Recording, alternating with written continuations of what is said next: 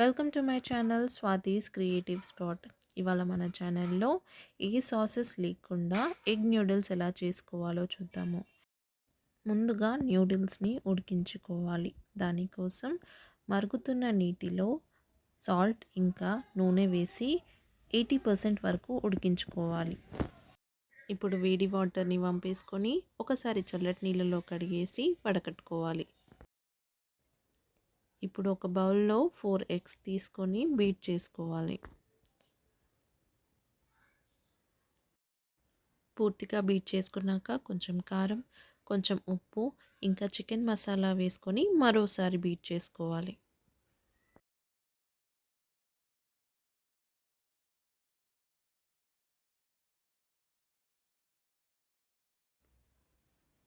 ఇప్పుడు స్టవ్ పైన బాండి పెట్టుకొని ఆయిల్ వేసుకోవాలి. నూనె వేడయ్యాక మనం బీట్ చేసుకున్న ఎగ్ మిశ్రమాన్ని వేసుకోవాలి. 2 మినిట్స్ అలానే ఉంచేసి తర్వాత కలుపుకోవాలి.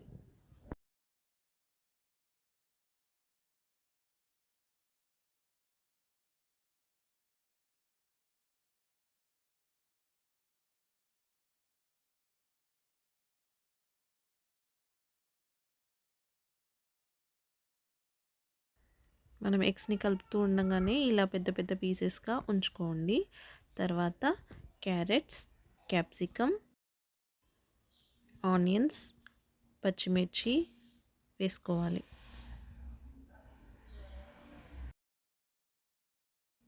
ఇందులోనే కడిగి పెట్టుకున్న క్యాబేజ్ని కూడా వేసుకోవాలి.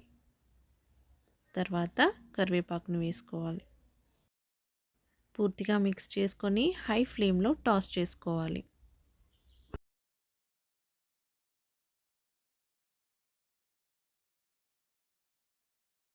క్యాప్సికమ్, క్యాబేజ్, క్యారెట్ కాస్త మెత్తబడ్డాక నూడిల్స్ వేసుకోవాలి.